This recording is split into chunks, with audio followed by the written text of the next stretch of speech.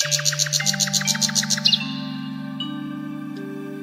am aware of Allama Dilawar Hussain Saidi, Inna Lillahi wa Inna Ilaihi Raji'un, and I got the information a few days earlier.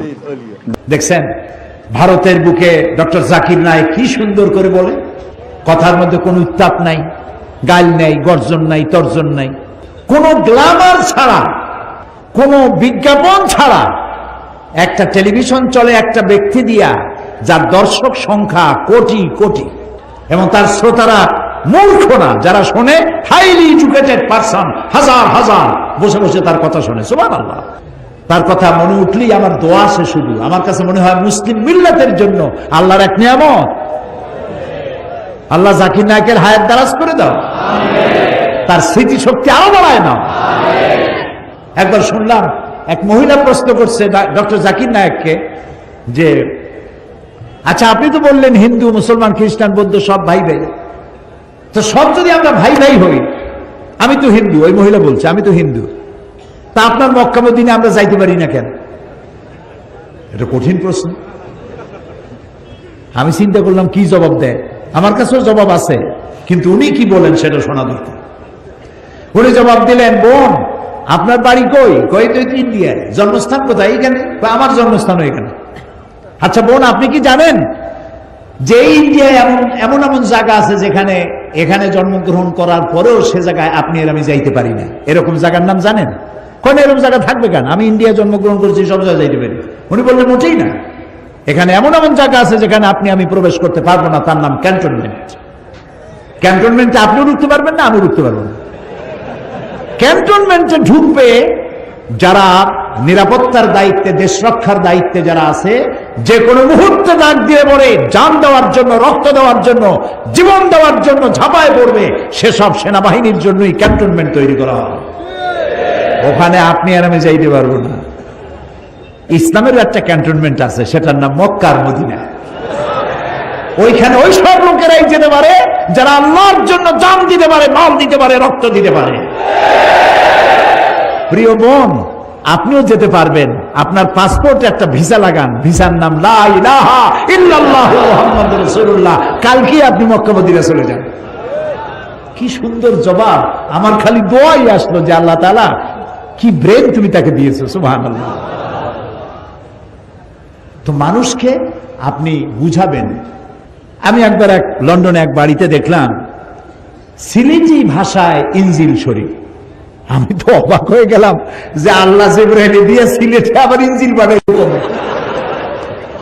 তো দেখি যে সিলেটি আঞ্চলিক ভাষা ইনজিল এতটুকু, ওর মধ্যে লিখছে ঈসা আলাইহিস সালাম আসলা, টাইম টাইম একখানা গাছের তলায় বসে আসলেন, এরকম ভাষা দিয়ে লেখা। তা আমি তার বললাম এটা কি আপনি কিনছেন? কয় না, একজন খ্রিস্টান আমার প্রতিবেশী দিয়ে গেছে। তা আপনি এখানে কত বছর আছেন? কথা প্রায় 30 বছরের মতো। আমি বললাম ভাই 30 বছর আপনি এখানে আছেন, আপনার ঘরে ইনজিল, সিলেটি ভাষায় ইনজিল আপনার ঘরে রেখে গেল, আপনি কি ইংরেজিতে অনুবাদ করা একজন কোরআন শরীফ আপনার খ্রিস্টান প্রতিবেশীকে দিচ্ছেন? কয় না, তা তো দেয়নি। আপনি তা দেন নাই, আর স্লোগান দেন ইসলামের দুশ্মনেরা হুঁশিয়ার সাবধান। এই স্লোগান কোনো কাজের স্লোগান নয়, বাজে স্লোগান। সমস্ত মানুষের বাড়িতে বাড়িতে যান, দুয়ারে দুয়ারে যান, কোরআনের দাওয়াত নিয়ে যান।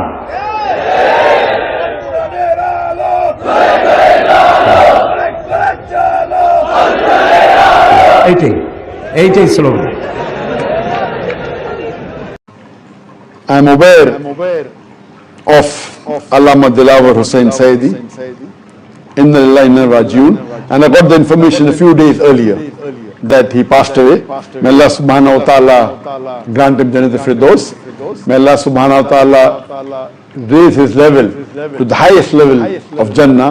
And I'm aware that he was one of the popular dais of Bangladesh, and I'm aware that he was arrested many years ago, and he was first given the verdict of to be hanged, and then later there was protest in which many people died, so they changed the verdict from hanging, giving him punishment of death to life imprisonment. And there are many people in many parts of the world, unfortunately, many Muslim countries, that the religious people are being arrested, for political reasons. And one of them was Allama Dilawar Hussain Saidi. And a couple of weeks earlier, his son had come to meet me. He had come earlier also in Malaysia, but a couple of weeks earlier, he had come to meet me and he gave the translation of his father that he had done in Bengali, his book. And I told him to convey my salams to him when he meets him. And unfortunately, this happened a few weeks earlier, and we heard that he has expired. And it's happening that now we see that there are many of the great du'ats and great scholars, they're passing away, and it's a loss to the Muslim Ummah. And we know that he had done great work in spreading the message of Allah subhanahu wa ta'ala, and we pray to Allah subhanahu wa ta'ala that may He give him the highest level in Jannah, and may He give him a place close to the Prophet Muhammad sallallahu alaihi wasallam and the Anbiyas and the Khulafa Rashidin and the Sahabas. Ameen.